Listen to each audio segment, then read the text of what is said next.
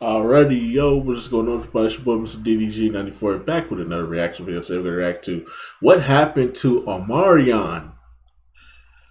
I'll tell you what happened to Omarion. He did not capitalize on the perfect time frame, and that's why niggas like Chris Brown and Usher are still reigning supreme.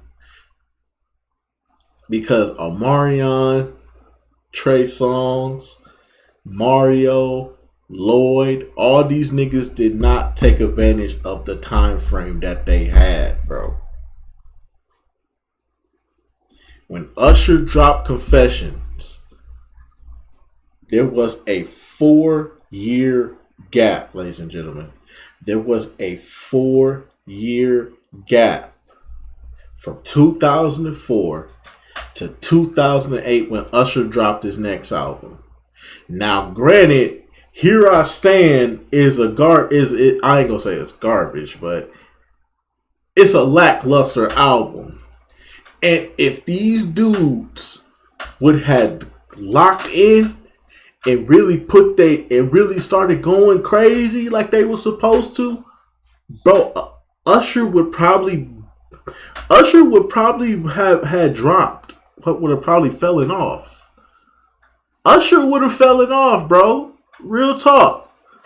Usher would have fallen off, but the reason why Usher is still remaining strong alongside Chris Brown is because these niggas in the R&B didn't fucking take advantage of the time frame that they had, bro. If Omarion had consistently put out music every single year, Mario, Trey Songz still got his run. But his run came at a time when Chris Brown was at his lowest. And they was just looking for a replacement. Let's be real. Think about it. R. Kelly ain't putting no music out. Chris Brown is the newest, hottest sensation. But any of these established guys could easily just creep in and just push Chris Brown to the side. But nah, what they do, they let this man's star grow. Next thing you know, he doing movies. Next thing you know, he dropping another banger of an album. Now he got the number one ringtones. He got all the sponsor deals. He got Rihanna as his girlfriend. Basically, these R&B niggas fucked up, bro. And it's sad, bro. Like I said, Lloyd, Mario, Omarion, Trey Songz, around this time frame, they could have been that guy. But nah. Chris Brown was the only one putting in work. And Usher was nowhere to be found. Usher was going through fucking paparazzi. Because everybody was all up in his business about his relationships and shit like that. Nope. At that time, Usher was nowhere to be found or heard from. This was y'all time to shine. And y'all niggas dropped an album and then waited till this nigga Usher came back. But failed to realize that you let Chris Brown walk through the fucking door and pretty much become the superstar. So now nobody ain't even checking for y'all now. Now y'all really on the back burner now. Y'all did it to yourselves, man. But we gonna get into this though. That's what happened to Omarion. But anyway, so let's get right into this. Omari Ismail Granberry, born November. Oh yeah, and I still ain't forgot about that verses either. Omarion, you and that fucking watermelon, nigga. Fuck you. You ruined everything. You ruined everything that made me really fuck with you, bro. You just a dancer, bro. You not even really a singer like that, bro. You a dancer, bro. You a dancer. You really pissed me off, Omarion. You really did, bro. You a dancer. You can't even really sing like that, bro. You got me out here. I can't even listen to your songs the same no more, bro. I got this icebox where my heart used to be. I don't even know if that's your voice now.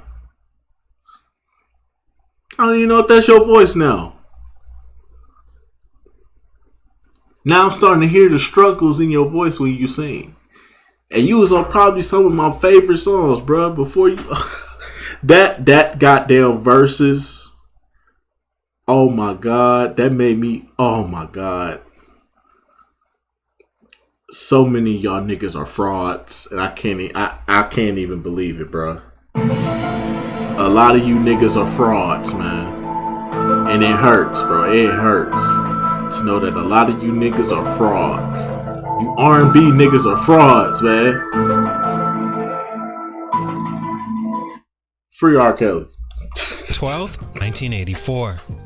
Today's feature is a guy that was on fire in the early 2000s and showed the potential to be the next male act in R&B. It began with his participation in the group B2K as their lead singer and face. In the same role, most recent feature, Marcus Houston played an immature before and no, contrary to the era's rumor, the two aren't biologically related, but they did share many of the same experiences. From being child stars under the same manager and founder in Chris Stokes, and both were tasked to be the lead man in an ultra-popular group. B2K, in fact, were pinned as the new rendition of IMX, and Omarion was unspokenly supposed to be the upgraded version of Houston.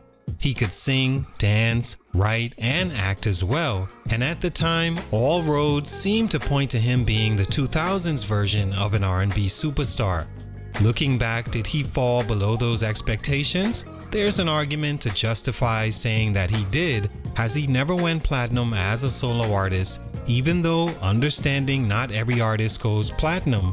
But as far as potential, many saw him being an artist that could sell to the masses. Facts. He was also set to own or at least have his time where he was the it guy in R&B, having his very own era he can lean on and say, I was the number one guy, and that didn't happen. Facts. It's one of the ways R&B is different than rap per se, is not many people are blessed with a singing voice or have had the opportunity to learn at a young age how to sing. So when you see a successful singer at the level Omarion was, they each had an era where you knew for those years he or she was that guy. Prince had his, Michael Jackson, Usher, Neo, Trey Songz, Chris Brown, all the way back to Marvin Gaye, Keith Sweat, Luther Vandross, and the list goes on. Dare I say, even R. Kelly. When Omarion finally... Of course you could say R. Kelly, man. Listen, man. Listen, man. Let's not sit up here and act like R. Kelly ain't the king of R&B. Let's not sit up here. Like I said, man, when you can write, produce, and sing your shit, and also make hits for others across, nigga. This nigga wrote whole albums for artists, bro. This nigga produced and wrote whole albums for artists. Aaliyah, Nivea. Wrote a damn song for B2K. Damn, and then he changed the whole sound of the 90s R&B by himself. R. Kelly is the king of R&B. Let's not get that twisted, bro. Listen, when we talking R&B, R. Kelly cannot be left out of these discussions. Listen, I understand the situation at hand is not a delicate one, but listen, when we talking about the music, we are talking simply just about the music, and we are talking R&B. R. Kelly cannot be left out these discussions. As a matter of fact, R. Kelly is at the top. Creme de la creme. Okay? We are talking about the king of R&B. It's R. Kelly. It's not even up for debate. Don't even try to put Usher in that category. Like I said, yes, he's the only R&B artist to have a diamond album. But remember, he did not write that album. He did not produce that album. That is a Jermaine Dupri album. He wrote and produced damn near all the songs on that fucking album. That is a Jermaine Dupri album. Basically, Usher was just doing karaoke. Finally made the decision to leave B2K, many expected him to finally blow up to a level in sales and accolades that matched the sold-out arenas, the girls losing their minds everywhere, and the demand he once had with B2K, with him as the face. say what you want about B2K, but they released 2 studio albums in 1 year, and one went gold, then platinum, not to mention they had a Christmas release that year as well. It didn't last, but for a short time, B2K were the it group, and Omarion was expected whenever he went solo to be even bigger than that. Was he a disappointment in the end? No, not at all. He has 7 solo albums. 2 That of which Versus went says gold. differently. His first 2 albums were #1 in the country. That Versus and he says has an differently. extensive film and television catalog. But you can not be disappointing and still have not grown into your potential. For these reasons, Omarion's growth was stunted and he didn't have the career expected. Salute to J Smooth on IG for this request. It's your boy JC Stunner Growth Music. Let's get it, man. Take a minute to like, subscribe, and comment on who I should do next. Omarion is a singer, songwriter, dancer, and actor from Inglewood, California that started off as a backup dancer for the girl group Before Dark, and before that would perform in local talent shows and small commercials here and there. He decided he wanted to follow the path of singer and dancer and make that into a career. He was discovered locally by manager Chris Stokes, who asked him to join a group he had called B2K that featured 3 other singers already, but none with frontman qualities like in Omarion. He joined the group and almost immediately they blew up as the new it boy band behind singles Gots to Be and Why I Love You, leading to 2 successful albums in 1 year in 2002. But the very next year, while on tour, the group would disband because of issues with Chris Stokes, Omarion being the only that stayed under Stokes to pursue his solo career. By 2005, he had the #1 album in the country, his debut O, that went gold, followed in 2006 by 21 that was also a #1 album but didn't have the same gold success. Stunt #1, doing an album with Bow Wow. As petty and insignificant as this may sound, when Omarion did the Face Off album with Bow Wow, he lost a lot of credibility in that time. How? Credibility he was just starting to build up, coming off his latest solo album 21. That was not just a very personal album for Omarion, but it was also a very grown album that was finally allowing him to shed his kiddie pop boy band. But here's the thing, though. Him and Bow Wow actually work together, though. They actually can make bangers together. That Face Off album was actually pretty fire, bruh. And really under the radar, if we being quite honest, bruh. Y'all, bro, you hating, bro. You hating, bro. You hating, bro. You hating. You hating, bro. Halfway, take a few steps back. You ain't got the answers, man. You ain't got the answers. You hating, bro. You is hating. You is hating. Boy, if you don't get...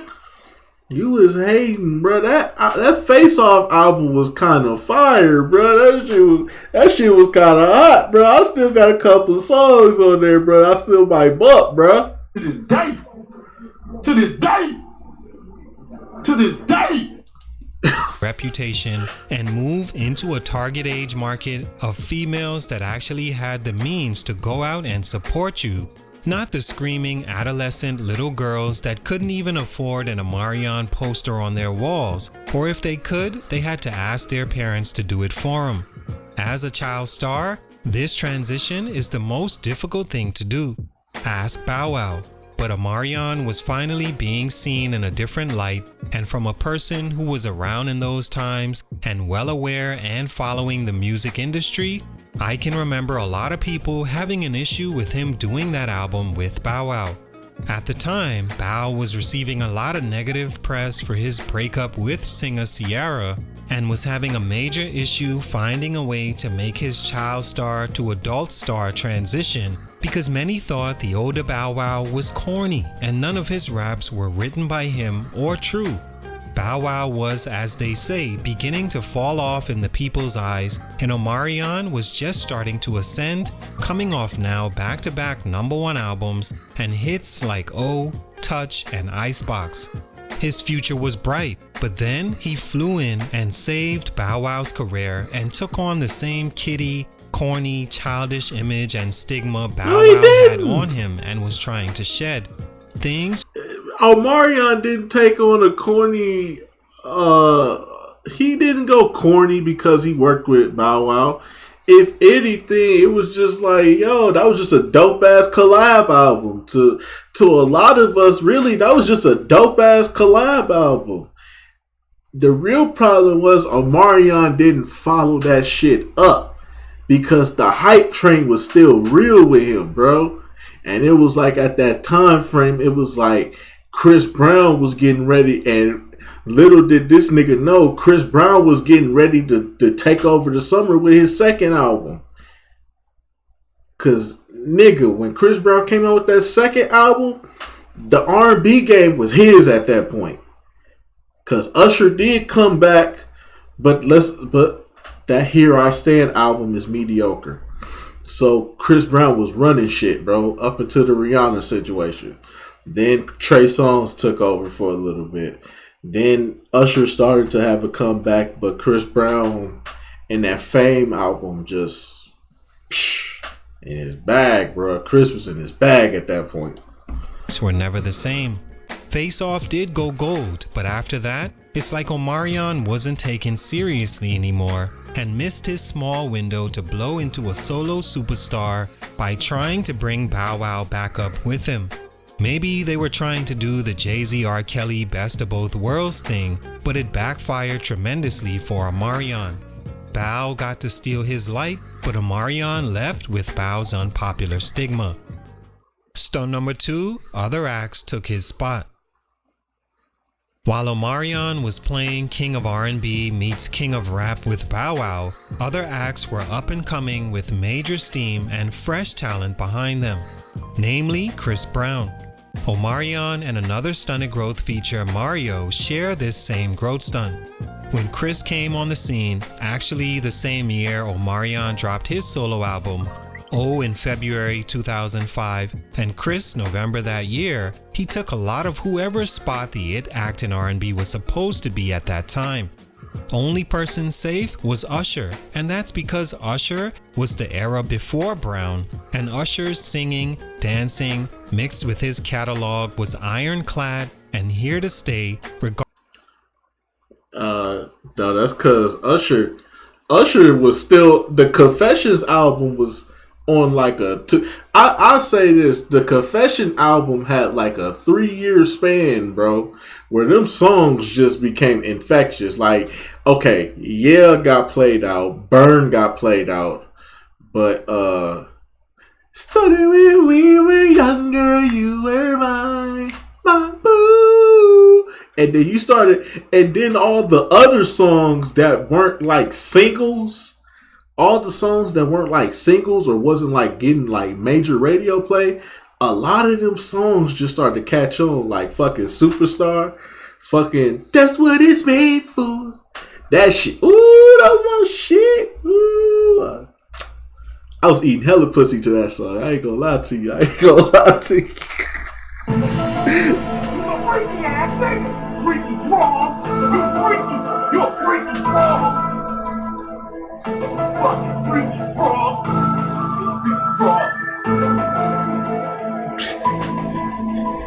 I ain't gonna lie to you. I was eating hella pussy to that song. That's what it's made for. Come on, man. And it was some other songs on there too, bro. Like them, like I'm telling you, bro. That Confessions album had like a 3-year span, bro. I would say to like mid 2006, that Confessions album was like that Confessions album was like some crack, bro. It's like once you got past the singles and you really started listening to the album, you was like, damn, this motherfucker go hard, bro. And you couldn't stop listening to it until, like, I mean, even when Omarion and Mario was doing their thing, though, but still, Chris Brown came in.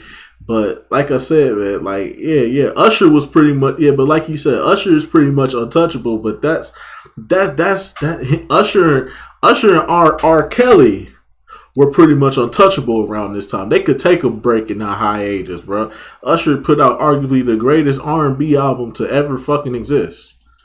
Regardless of who came along. But for everyone else not named Usher, Chris Brown was a factor in how their careers went in that time. Facts. But see, that's the thing though. That was up until that goddamn Here I Stand album. Once that Here I Stand album came out and you had to put it up against Chris Brown's second album, Usher got pushed to the side, bro. Usher got pushed to the side, bro. I'm sorry. That Here I Stand album ain't got shit on exclusive. Exclusive versus Here I Stand? Be real, nigga. Exclusive washes Here I Stand, bro. Here I Stand probably only got 2-3 good songs at best. That exclusive album, nigga, you can still get pussy to this day off that album. If you play your cards right. If you play your cards right, I guarantee you could still get pussy off that album, bro. I'm telling you. He was much more appealing and marketable when he came out, in that the ladies deemed him that because he was taller, light-skinned, danced better, sang better, and was an amazing performer. Chris, believe it or not, had a Michael Jackson trajectory before the Rihanna debacle. Yep. So no matter who you were, Chris was running the stage at that point. Chris talent exceeded everything, then bro. Then you had Neo, who made beautiful music for himself and others. Trey Songz, who had the sex appeal like a new R. Kelly. And between them three, I mean, Trey Songz didn't come in until the Chris Brown Rihanna situation. Let's keep it real. Like when the Chris Brown Rihanna situation happened, they were gladly going to replace Chris Brown with Trey Songz. They saw Trey Songz, they said, look, you're going to be the replacement. You may not can't dance like Chris Brown. You may not have the same stage appeal like Chris Brown. But hey, we got the perfect music videos for you. We gonna market you a certain type of way. Just keep doing your thing, Trey Songz. That's all they asked of him. This nigga Omarion, he still had the fire. He was on fire. That Face Off album, he still had a buzz. It's just that he never capitalized on it with another album, bro. If he would have came out with an album and an official banger after that Face Off album, I guarantee you he would be in the conversation as well. Him, if Mario would have played his cards a little bit better with the labels and stuff like that, he probably would have had a banger of a... he probably would be on fire as well. But these niggas fucked up around that time, bro. Like I said, Chris Brown was killing everybody, including Usher. Around 2008, Chris Brown was running shit, bro.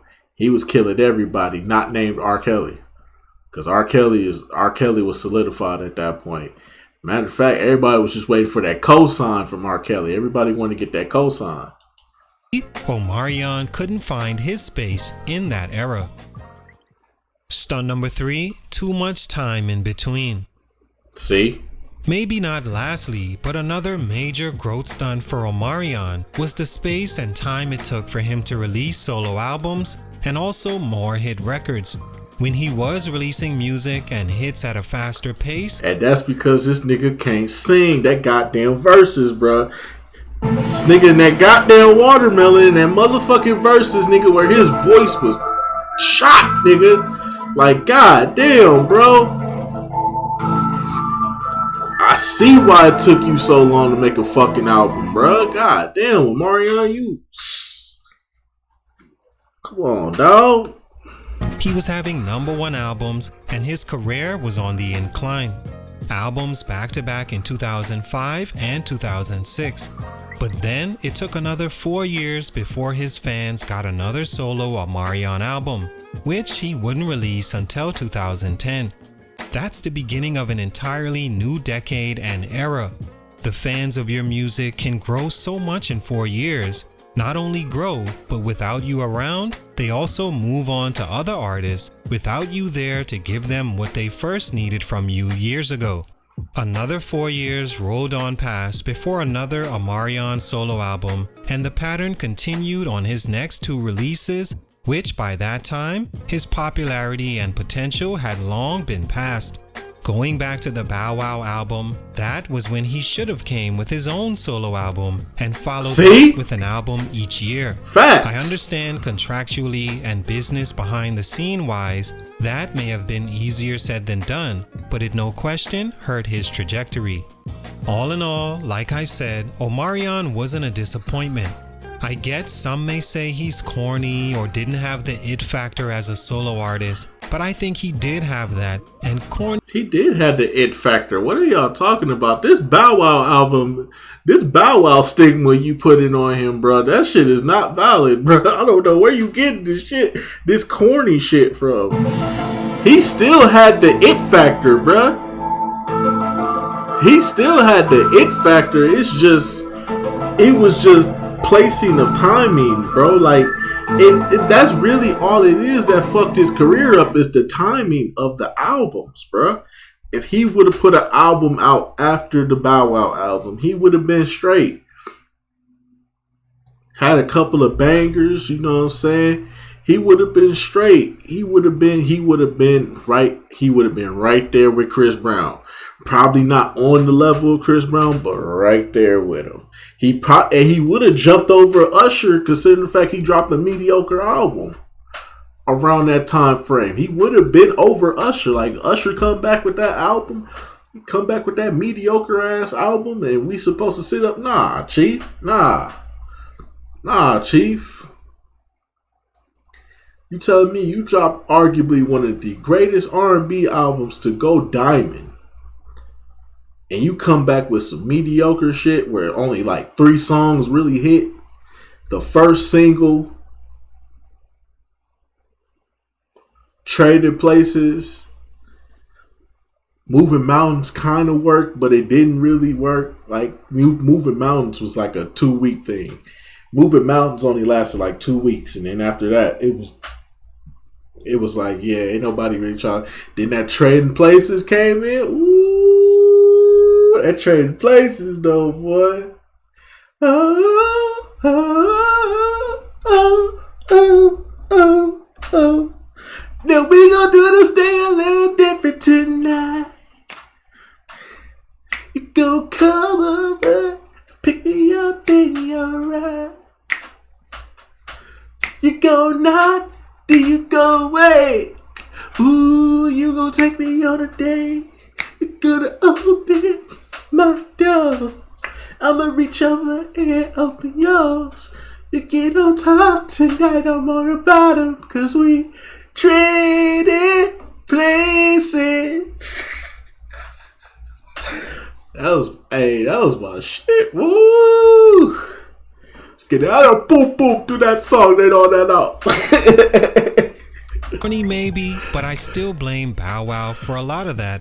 Not to mention him signing with Maybach Music also hurt, but in the end, mainly for these reasons, his growth was stunted. Salute, much respect. It's your boy JC, Stunted Growth Music, and I'm out. It's really just the consistency, bro, of the music, bro. If he could have just stayed consistent with the music, especially around a time frame where Usher was on fucking hiatus. Your only competition really is Chris Brown at that point. So easily you and him could have went back and forth, and trust me, y'all would have started a fucking war. Imagine if Omarion stayed consistent with Chris Brown, a fucking war would have started. And you would have had all the girls going crazy. Like, no, we team Omarion, we team Chris Brown. Nigga, I'm telling you, bro. Omarion really could have been that guy, bro. But it's just like the inconsistency with the music, bro. If he could have just stayed consistent, bro, done. Omarion wins this battle. Omarion is probably top 5. Not gonna lie, Omarion could have been top 5. Mario could have been top 5. Who else around this time frame? Damn, I'm trying to think. Who else?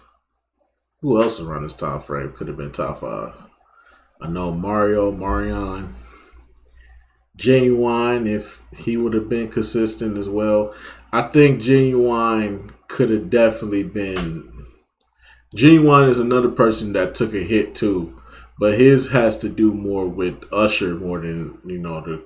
But I feel like after Confessions, if Genuine would have came out with another album around that time frame, he would have been just as solidified with Usher, and he wouldn't even have to deal with the Chris Brown wave that came through. That's just me though. But anyways, that's just gonna about do it for this one. Let me know what y'all think down in the comment section below. I'll get back to you till then. Peace out.